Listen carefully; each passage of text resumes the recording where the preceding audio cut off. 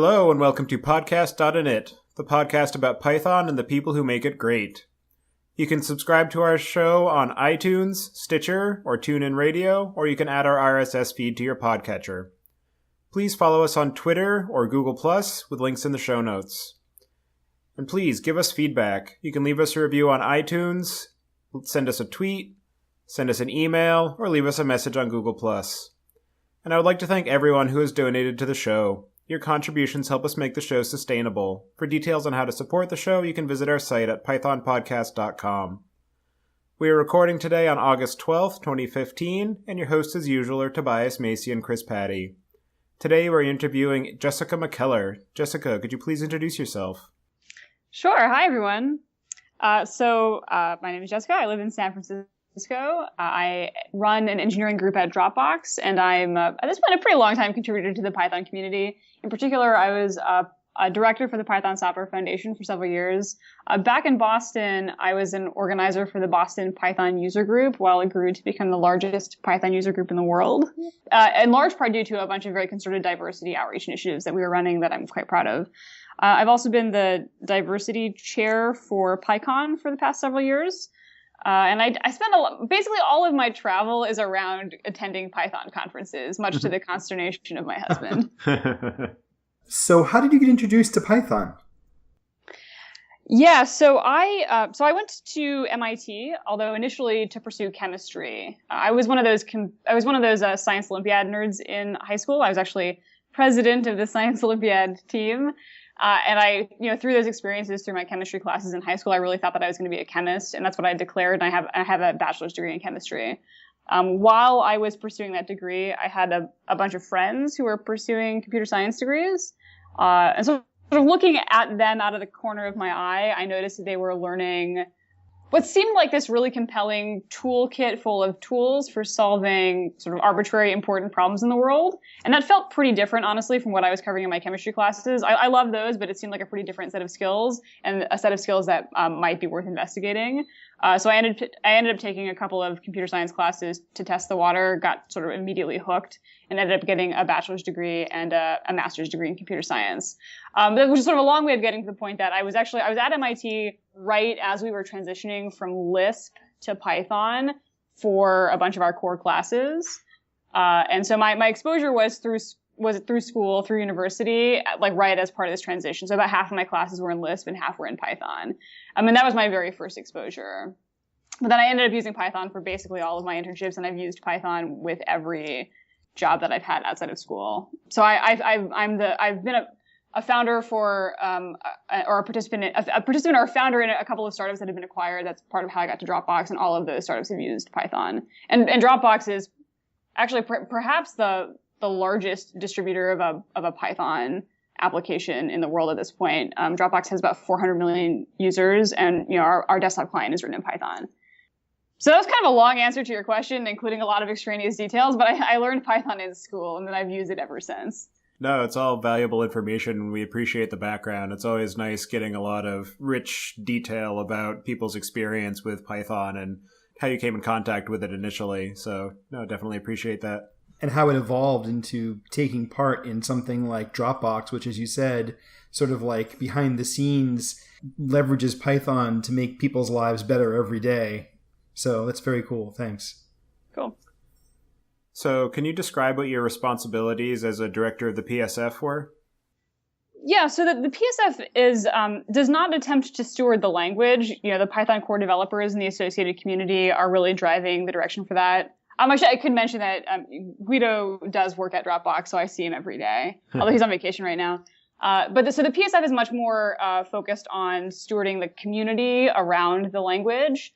And this is everything from underwriting PyCon to so we're a 501c3 nonprofit, so we're able to collect and disperse funds as a nonprofit to various initiatives. We support a bunch of user groups. We finance a bunch of Python, not just conferences, but like local user group events, workshops, things like that. We have a dedicated outreach and education committee that I co-chair that is specifically focused on sort of Python in education and bringing Python to new populations. So a lot of this is around outreach and the community sort of spending money to invest in the community. So do you think the PSF does a good job of making people aware of what it is, what it does for the community, and how they can help? Yeah, that's a good question. And it's a great question because it's definitely something that we have historically struggled with. I think we're doing a lot better these days, in part because we have some folks who are dedicated to the comms side of things. So we have someone who is like dedicated to writing blog posts, managing some of the social media and things like that. There's certainly, I think, more that we could do. If you pretended that the PSF, like that the Python community were a startup and like you had a marketing budget and how would you spend it, you would probably spend it a little bit differently from how we do as this fairly loose collective of open source enthusiasts. But we've definitely gotten a lot better about this over the last year, I would say. A thing that was, it was maybe a little bit painful to fully realize the fruits of the labor, but the website redesign was actually a really big deal because I don't know if people remember the old Python website at this point, but it looked like it was from the early 90s and didn't look like the language of the future. And like the way that you present yourself, your first impression as a language really does make a big difference for new users and potential users. Yeah, I can definitely remember when the update to the site was happening and seeing some of the previews and looking at that versus the old site. It's definitely very much improved, and it was definitely a good step in the right direction. And actually, if you're looking at different spots in the wiki, you can still see the old site design. Yeah. So a large focus of your work in the community has been around improving the experience of users who are new to Python and programming in general. And I noticed that you just received the Frank Willison Memorial Award for your contributions to outreach and education in the Python community. What is your motivation behind this particular focus? Well, it's probably at least twofold. So one is that I have a great deal of empathy for the new user and the beginner because I started programming I wouldn't say late in life, but compared to a lot of my friends, I felt like a real latecomer. I was not one of those wonderkind who was programming when I was 4 or 5 years old. So I have a lot of empathy for the new user and the beginner, and I just have this natural sort of love and desire to support that population. The other big reason is that, I think that knowing how to program changes the way that you think about the world. It's this incredibly empowering experience where when you realize that a bunch of these things that exist, you have the ability to change. Things that seem impossible because of the scale or the scope or whatever, you have the ability to automate. And that's an incredibly powerful experience to have. And I want as many people as possible to have that experience. And if you want a lot of people to have that experience, that necessitates sort of focusing on the top of the funnel, which is people who are new to programming and who are new to Python. So a big part of this for me is just, a lot of what I do is also focused on diversity outreach, and a lot of this is about empowering people in a way that I think is actually incredibly meaningful in this world. And like programming is just an incredibly powerful tool, and I want lots of people to have that experience. Yeah, I can definitely relate to your experience and your thoughts of coming to programming later in life, because like you, I didn't start programming until I was into my early to mid 20s. And so I definitely have times where I think, oh, well, if only I had been programming 10 years earlier or whatever and gotten introduced to it a little earlier. But it's just one of those things where you start where you start and you make the best of it. And I think that with enough motivation, anybody, regardless of when they start in life, can make a really big impact and gain a lot of valuable experience in programming. Definitely. Has the situation for newcomers running Windows who wish to try Python gotten any better since your keynote at Kiwi PyCon? Yeah, so some things have. In particular, right around that time, I think we were rolling out the release that changed some of the setup work that you have to do. I don't know if people in the audience, like if you think back to if you've ever had to set up Python on Windows, you do a bunch of goofy stuff, like you have to set like various path environment variables and other things that are incredibly arcane to new programmers. And some of that now happens under the hood for you in newer versions of Python. So that is like a very concrete win. And I'm super glad that that's gone out. I would say that the state of the world is still not as great as it could be on a bunch of dimensions. I mean, not even just so like the experience of having to install Python, possibly needing to install a compiler, depending on what libraries you need to use. That there's still a lot of pain there that could be abstracted away. Also, the sort of the onboarding experience for new users, Windows or otherwise, is actually the state of the art there has evolved quite a bit, and I think that there's an opportunity for the Python community to look towards some of our sort of peer languages and learn a lot from those from the innovations that they've had. Like a really concrete example of this is like if you go to the Ruby website, they have a really slick in-browser learn Ruby in 10 minutes experience that does a really good job of hooking you without requiring any installation. It's all in browser. And I think we have a real opportunity to invest in some of those really early experiences for new users. This is not specific to Windows, but it would certainly impact anybody who wants to start learning Python.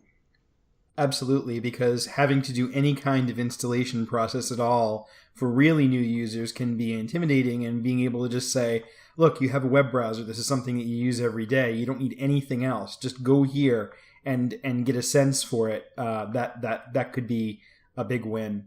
So leading into our next question, do batteries included distributions like Anaconda help, or is it the same problem of visibility you discussed in your talk? Yeah, so and some of this again goes to like the very, very earliest taste of Python, and like where's the right place for you to experience that? Is that on your computer after you've installed some software, or is it in the web? And that's like a really interesting conversation to have. And then the thing about Anaconda and these other installations is that like how would a new user know that that's what they're supposed to do to have the easiest experience? There's like an information flow / what are your default options question here that I think we could become more opinionated about in our onboarding material. This is all getting pretty technical, but like I think that it would probably be really healthy for us to do a pass at the way that we onboard new users and pick off like the 5 pieces of lowest hanging fruit, and that would have a ton of impact.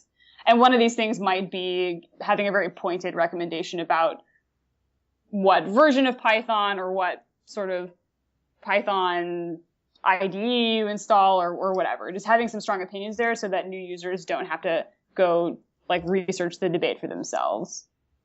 Yeah, that ties into the whole convention versus configuration debate that has been going on for a long time around languages, frameworks, various other tooling, and how the frameworks such as Rails or Ember that just have a lot of this is how you do it, you don't have to think about it, can really take a lot of the load off of the person using the framework because they don't have that cognitive load of, okay, you have all of these decisions to make before you can even start to write your first line. So having that in terms of the sort of newcomer startup kit, I think would definitely be very valuable because it would remove all of those initial choices, and so that you can just focus on getting introduced to the language, starting to tinker with it, and then as you go through that, you can start to say, oh, well, this particular tool in the kit doesn't work exactly how I want it to, and then you can start investigating what your alternatives are.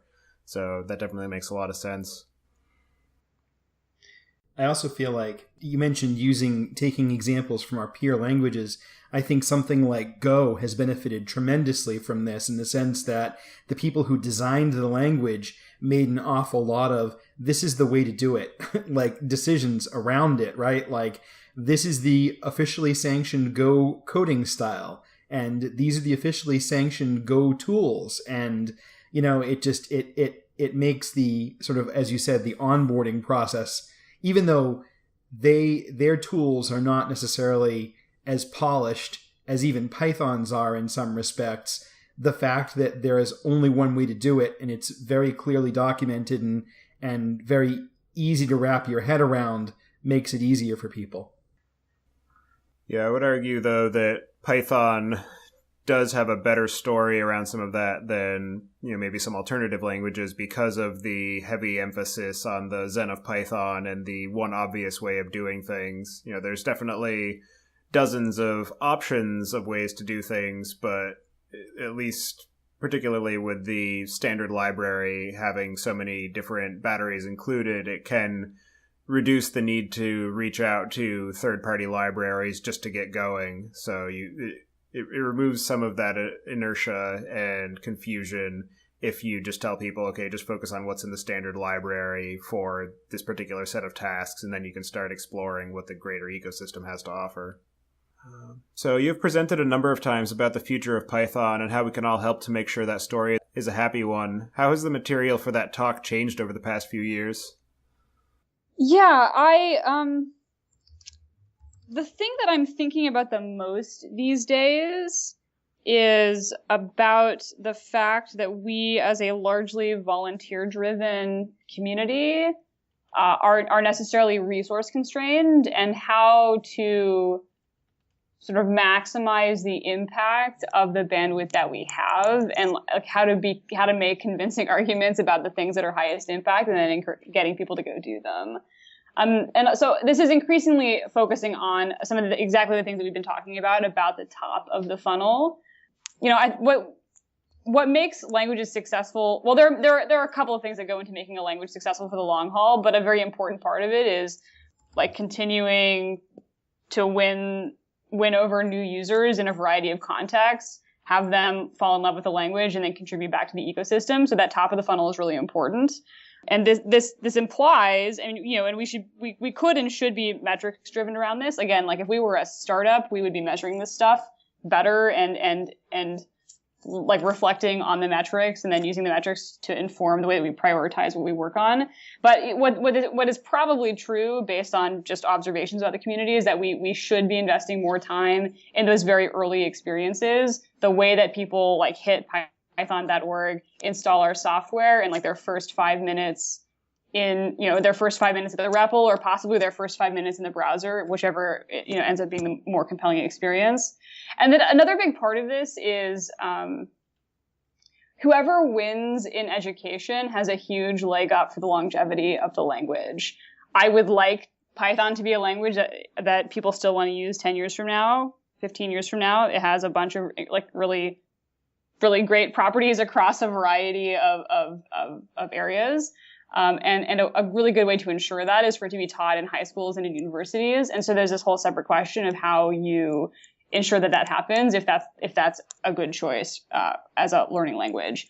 And Python actually has the steepest positive trajectory of any language in universities. There are some folks who track this. So the data on this is looking very good, but I think we could make an even more concerted effort in this space. Actually, very, very exciting. I mean, I've talked about this before, but there's actually a new, so I live in the United States, and I took the advanced placement in computer science class when it was taught in C++ in high school.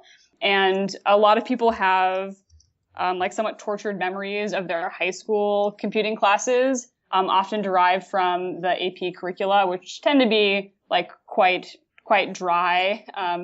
And there's a new advanced placement computing class that has been developed and is just about to come out of pilot.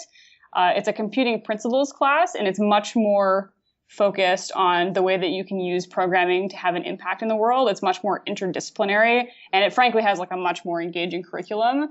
But one of the really interesting things about this AP class is that it does not specify the language of implementation.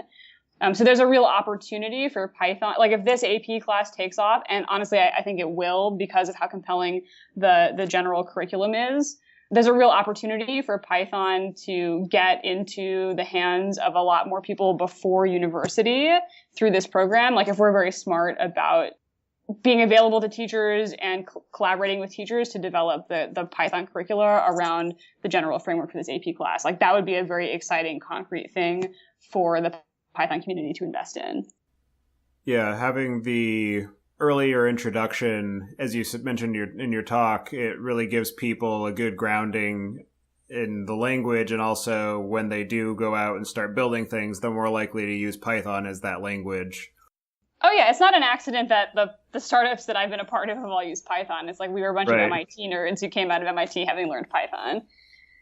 Yeah, definitely. And although on the conversely, personally anyway, when I was in school, I was learning with C++ and Java, and quickly fled that as soon as I started picking up Python. So The early introduction is important, but it also needs to be a language that is easy to think and reason about. And not to say that Java isn't necessarily, but as anybody who has ever used both Java and Python can attest, Java is definitely much more formal in terms of its programming style versus Python, whereas Python is a little bit more literate, I suppose, would be the way to put it.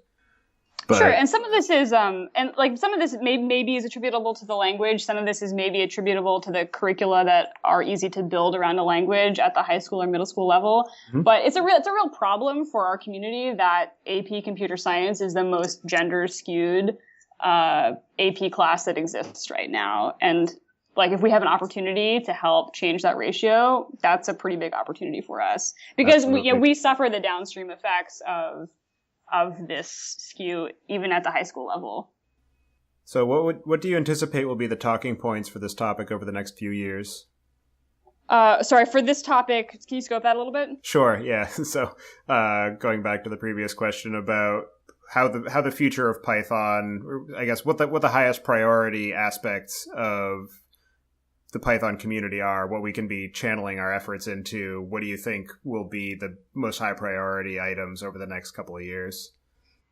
I mean, what I honestly think should be the highest priority is, again, this top of the funnel question. Mm-hmm. So exactly as we discussed. I think there are some other really interesting conversations around how we're we're a language operating in a market that is evolving very quickly.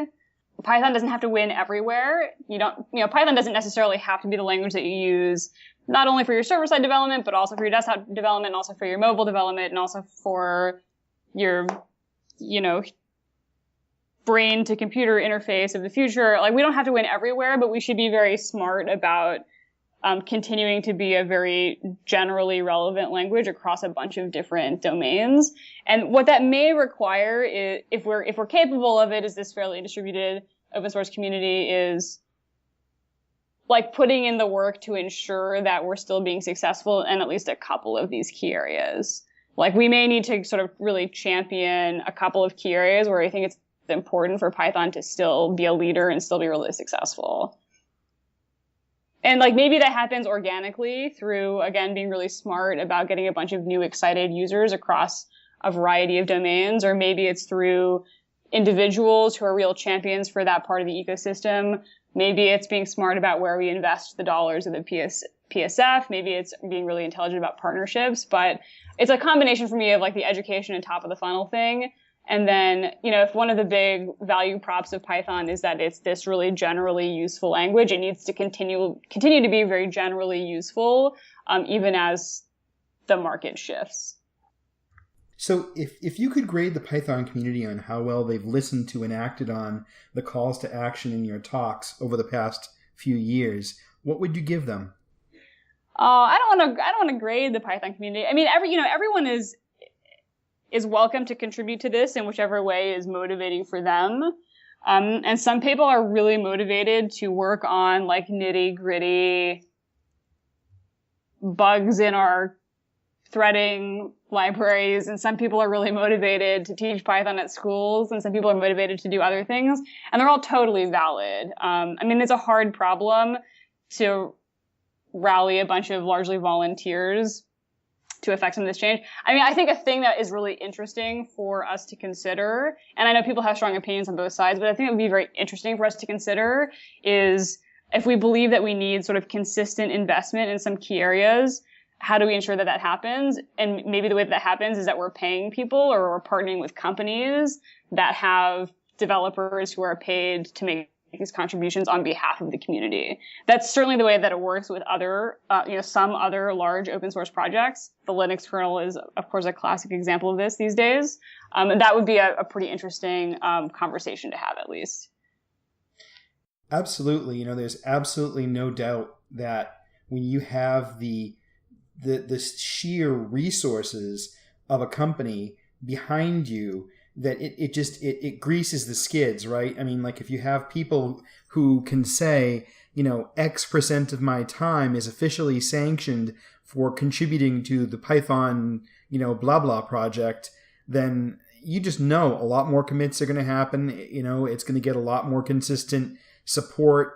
The user community is going to be a lot better taken care of. It really makes a huge difference. Yeah. So in your Kiwi PyCon talk, you mentioned Kibby as an example of a great way to do mobile software development in Python. It feels to me like the Kibby team is still not getting the community involvement and buy-in they should. How can we help make Kibby the mobile app development platform of choice for beginners? Yeah, that's a good question. It's this is a tough spot for the language to be in when you have a default platform which is not us for development for mobile, be it Java for Android or Objective-C or Swift for iOS. It's going to be a tough battle no matter what.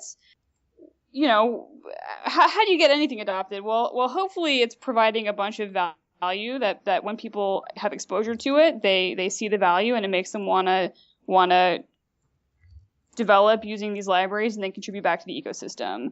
So maybe some of this is a marketing thing and just a brand awareness thing.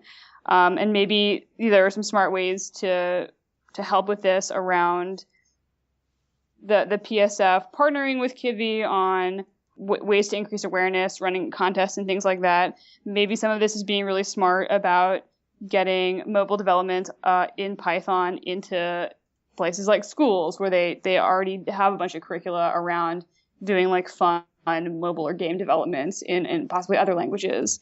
But to be totally honest, it's a pretty tough problem, and like users vote with their feet on what is actually providing the most value to them. I don't have a great answer here, but it is one of those.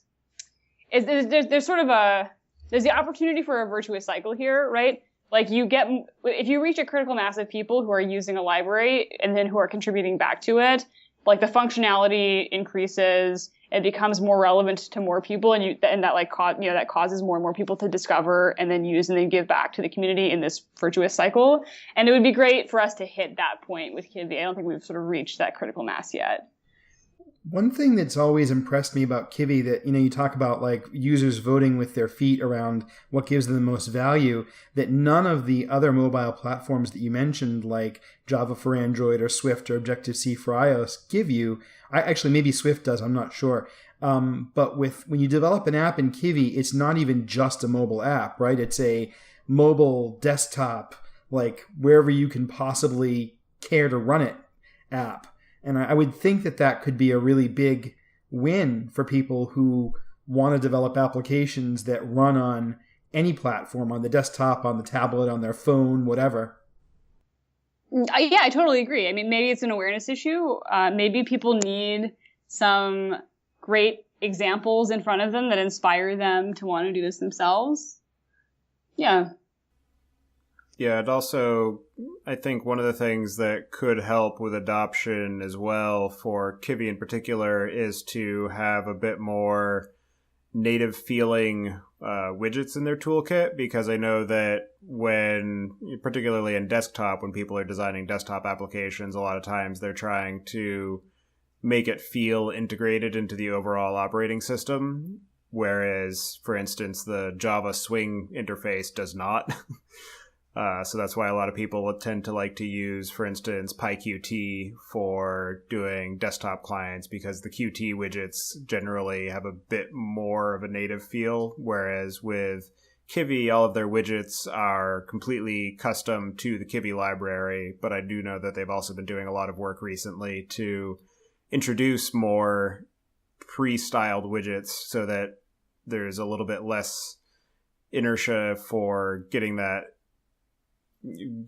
particular styling done, because, well, you do have the complete freedom to add whatever styling and assets and what have you to a Kibby app. It does require a bit of an extra upfront investment to actually generate those assets. So game development as an entree to programming has been a recurring theme in our podcast. Has the Python game dev scene improved at all since 2013? And do you still see the same pitfalls holding people back, like app packaging, or have we moved on to different problems? I would say the problems are largely the same. unfortunately. And some of these problems are hard but tractable, but there are still a lot of issues around packaging, around the complexity of installing some of these libraries on some platforms. Yeah.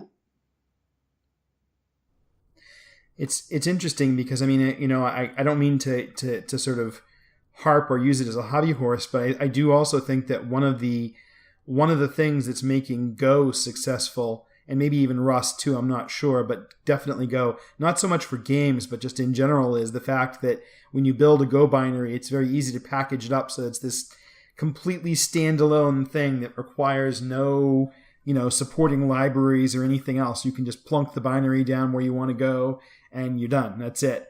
And I know solutions for this exist in Python.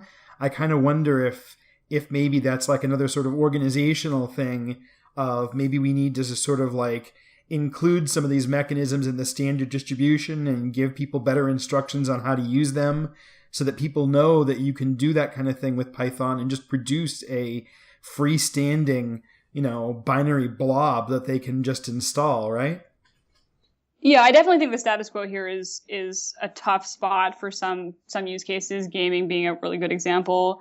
I mean, just if you, I talked about this in the Kibby PyCon talk, but like when you read the reviews on these, so there are a bunch of like weekend or week long like game hackathons that happen online. And when you read the feedback about the games written in Python, it's sort of heartbreaking. People are like, I refuse to do this. Like, I refuse to install Python to play your game. Or, oh, I've been there before. I definitely know that I'm not going to be able to get Pygame installed, so I'm just not even going to try.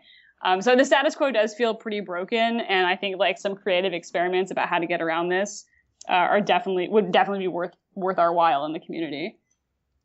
Yeah, and I think that this is actually another spot where Kibby and the Kivent game engine can come in to help save some of that story for Python, because there have definitely been a number of games written using Kibby and with the Kivent game engine as well to help provide better support for, you know, 2D games.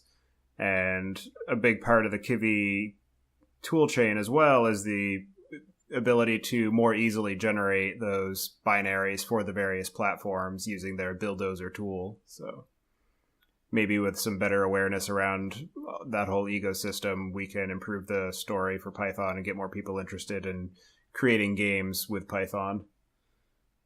So what do you view as the biggest threats to the popularity of Python currently, and what can we do to address them?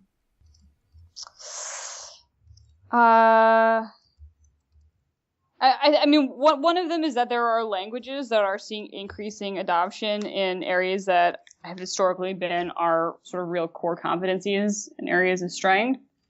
This is stuff around typically server-side development. And like, why are they becoming more popular? I think some of this is around perception issues around performance, perception issues around maintainability, and that's something that we should think deeply about and address proactively. And then I think actually being insufficiently proactive about continuing to fuel the top of the funnel and to be this language that new people are learning all the time is like the way that languages end up dying accidentally. Like why don't people learn Perl anymore? And how can we avoid falling into that trap? Definitely. And I know that there are some, you know, one of the biggest talking points that I see when people are talking about moving away from Python for various other languages is, as you mentioned, that performance story, and particularly being able to support multi-core without having to necessarily use the multiprocessing module and fork off a bunch of different processes, which can become fairly heavyweight. And I know that there's been some work done in a number of projects, including the PyPy STM and the Piston project being done at Dropbox, and also PyParallel, which is being sponsored by Continuum Analytics. So it'll be interesting to see how all of those projects progress and if any of them gain more widespread adoption, or if any of those lessons learned from those projects end up making it back into the core Python distribution, rather the CPython distribution. It'll be interesting to see that happen. Yeah, I do think for what it's worth that a large part of this is a perception issue, and that a lot of folks are choosing other languages based on performance concerns, when in reality Python is, like, with the appropriate architecture, Python is definitely totally sufficient. And what's interesting about that is, like, how do you fix perception issues? Like, some of this comes back to, like, a little bit of a marketing problem. Mm-hmm. Yeah, because a lot of lip service is paid to the GIL, and how that hampers our ability to do multi-core, where, as you said, using appropriate concurrency routines or even libraries such as Twisted or Tornado or G-Event to provide better async support for IO-bound applications, or even using something like Numba for numerical compute-bound applications can get you where you need to be without necessarily having to switch languages. And then there's also the Cython project.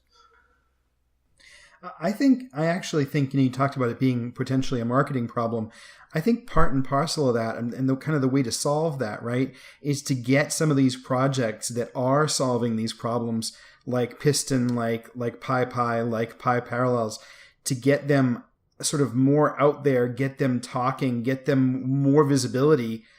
We'd love to talk to the Piston or PyParallels folks, and I think sort of all of the other industry or community efforts around awareness and marketing should do the same. We basically need to stop bemoaning the GIL and start emphasizing the positive side of what we're actually doing about it and how we're working around these kind of problems every day. I mean, I know for a fact that there are a ton of people out there in the real world using Twisted and more async IO as an example. In fact, we had one of them, the author of PT Python. He's using async IO in his project, and the folks from the IPython notebook thought it was a really great way to implement things, and they may be implementing his solution as part of the IPython core. So I think we need to do more of that, sort of like really focus on what we're doing and how we're walking the walk, as opposed to the limitations. Oh, and you're mentioning IPython notebook got me excited to bring up one other point, which is, like, one of the great sort of accidental success stories of the Python community is how quickly we've been adopted in various scientific communities. When a scientist sits down with an IPython notebook for the first time, like, their minds are blown and their lives are changed forever. It's a truly incredible experience to watch. And one of the nonprofits that I work with is called Software Carpentry, which is sort of dedicated to teaching software engineering fundamentals and best practices to scientists, and which is great for scientists because it makes them more efficient. It helps with reproducible research, things like that. But Python has become a real darling of many parts of the scientific community, and that was a little bit of an accident, and that's something that I think we should really embrace and invest in. Yeah, there's definitely a lot of focus on that particular industry in Python, and we've actually had a number of people on the show to talk about the various aspects of Python in the sciences and Python in data science and analytical applications. So it's definitely nice to hear those stories and seeing where Python is gaining that popularity. I know that, I think it was Travis Oliphant who we spoke with, mentioned that there's also a similar organization to Software Carpentry called Data Carpentry that's focusing on teaching those same skills to statisticians and analysts to improve their work. Cool. But yeah, definitely some more topics that would be interesting to have in future shows. So I understand that you were involved in the formation of the OpenHatch organization, and as you mentioned before, you serve on their board. Can you describe what OpenHatch does and how our listeners can get involved? Sure. So OpenHatch is a nonprofit and a website dedicated to lowering the barriers to entry for open source contribution. And they do this in a couple of ways. One is through running hands-on workshops, frequently on college campuses or in various underserved communities. So giving folks the opportunity to learn and then practice the tools of open source development through contributing to real projects. They also have, so there's a website that has a bunch of sort of training missions for learning the tools of open source development. And there are some other aspects to this as well, like a project Rolodex that helps you find open source projects that match your interests and skills. So, this is near and dear to my heart, as you might guess, because it's all about sort of empowering a diverse set of people to harness the power of open source software and contribute back to these communities. Definitely. Yeah. And it's great to see organizations like that springing up from the Python community, because that, in addition to being a phenomenal language, the community is really one of the biggest strengths of Python. And it's something that I've had people from other language communities as well mention how well Python has sort of fostered that. And I think that having the PSF there to help steward the community along, I think, is a huge part of what gives Python its particular strength, whereas some other language communities are a lot more ad hoc, so they're not as able to organize around particular issues in the community as cohesively as Python can. Yeah. So before we move to the Pics, are there any questions that we didn't ask you that you think we should have, or anything that you want to bring up to talk about? Oh, dang. Not really. I'll see you all at PyCon, hopefully, as usual. Okay. All right. Well, I guess then with that, we'll move to the Pics, and I'll go ahead and go first. So for my first pick, I'm going to choose an application that was originally written for Mac OS X and has also been ported to Linux. I don't know if it runs on Windows or not. It's called f.lux. You might also pronounce it Flux, and it is an application that just runs in the background. You give it your zip code so that it can know where you are longitudinally, and then it will determine, based on when the sunset is for your particular location, it will then change the color tone of your computer screen so that you don't have the really harsh blue light shining on you once it starts to get dark, so that it reduces eye strain, and it also reduces some of the issues that people experience in terms of not being able to sleep after using a computer screen, which a lot of that has to do with that particular blue light spectrum that comes from electronics. So definitely worth taking a look at if you happen to be somebody who uses their computer late at night frequently. My next pick is a really interesting website and project that I came across recently called Lightyear.fm.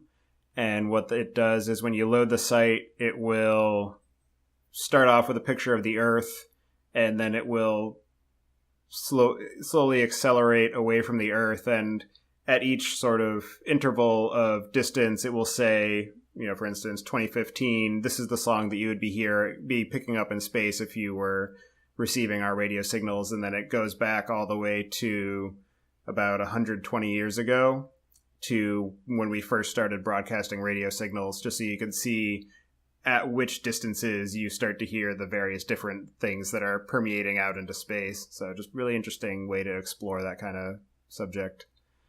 And for my last pick, I'm going to choose PEP 401, which introduced the From Future import Barius Fluffle. So for anybody who has not come across this PEP, I definitely highly recommend that you go and read it.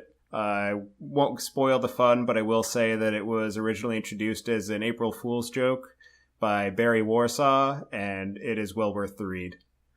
So, Chris, what do you have?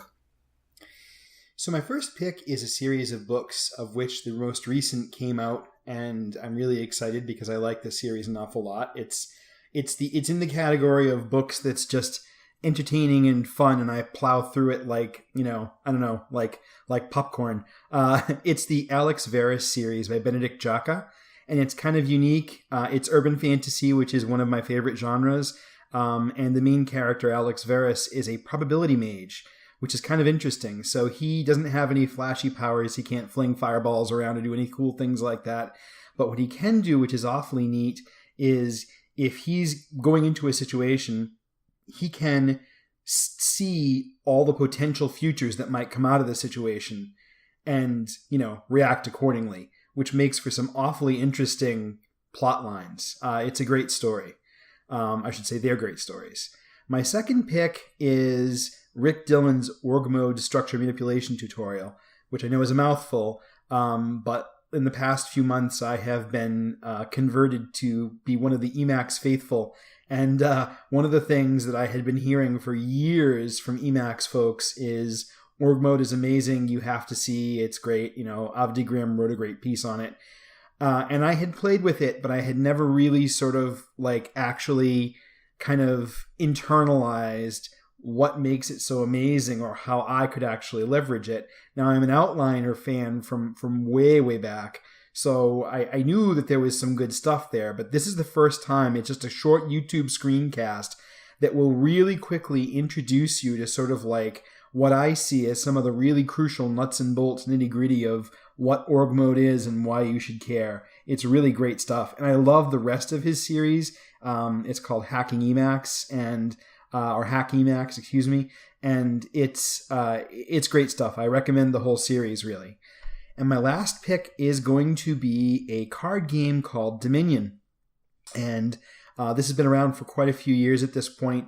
It's one of those games that it's not super quick to set up or anything. It takes a little bit of effort to get going. But when I was introduced to it, I was blown away by it. And every one of my friends that I've introduced to it loves it now as well. There's a tremendous amount of depth to it. It is a deck building game, but unlike sort of, a lot of the things, a lot of the card games that you might play, your deck is this constantly growing thing throughout the game. You're just adding cards to it and adding cards, and each turn you sort of dole out a bunch from your stash. And there's a tremendous amount of depth. It's really great. I won't bother belaboring it any further. I will just say that if you like to play games, then you should check it out. That's it for me. Jessica, what kind of picks do you have for us? Sure. So my first pick is I have perhaps the blessing and the curse that I can't listen to music or anything while I'm writing code or while I'm processing email at work. So I have to make time for that outside of work. And as a consequence, I spend a lot of time walking around the city while listening to music and listening to podcasts. And a podcast that I was sort of late to the game on, given how obviously it ties into my interests, is a podcast called Reply All, which is a podcast about the internet. And so they have episodes on everything from internet lore from the early days to did Errol Morris's brother invent email, to just a bunch of other really sort of fun anecdotes about the internet and what the internet enables that I find quite entertaining and are a wonderful way to spend my time walking around the city. So Reply All is a podcast that I very much enjoy and would recommend. That sounds great. My second pick is RFC 959, or perhaps insert instead your favorite or least favorite RFC. RFC 959 is the original FTP RFC. I know more about it than I would care to due to some work that I've contributed to Twisted, which is an asynchronous networking framework written in Python. And it has the distinction of being the only RFC that I've included in an email to a candidate that I was trying to sell at Dropbox. And we sort of bonded over the woes of attempting to implement this RFC. So that was a good time. And if you don't have an RFC that you love to hate, then you haven't read enough of them. And my pick is to go read a couple. And then my final pick is a book by Alan Downey. Alan is a wonderful, wonderful contributor to the Python community. And he's a professor who has published a bunch of incredibly popular books, including Think Python, which is actually Think Python is the book that I recommend to new programmers if they want to learn Python through a book. But my pick here is he's written a book called Think Stats, which is sort of an introduction to statistics using Python. I haven't taken a statistics class since I was in high school. I remember absolutely zero of it. And I'm looking forward to starting to work through this book this month to pick back up some of that material. Yeah, we actually had Alan on the show a few weeks ago to talk about some of his work in teaching Python and also his work on the books that he's written. So it's always interesting seeing how our various episodes tie together. But yeah, I'm definitely looking forward to reading that book as well, because I too have been working on brushing up my statistics knowledge. And so far I've been trying to go through the Udacity course, but I think that reading Think Stats might actually be a little bit more effective. So thank you for reminding me of that. Cool. All right. So we really appreciate you taking the time out of your day to come on the show and talk to us. For anybody who wants to follow you or get in touch with you to talk about what we discussed here or some of the other work that you've done, what would be the best way for them to do that? Sure. So I'm super easy to get in touch with. So if you just Google for JessTess, JESSTESS, I own that everywhere. You can find my email address. Definitely feel free to shoot me an email, hit me up on Twitter, all of that. Incidentally, Tess is my middle name. It's not a made-up name. So I'm Jessica Tess. I have a rhyming set of names. Okay. All right. Well, again, thank you very much. And we really appreciate you coming on the show. And I'm sure our listeners greatly appreciate it as well. So cool. Thank you for having me.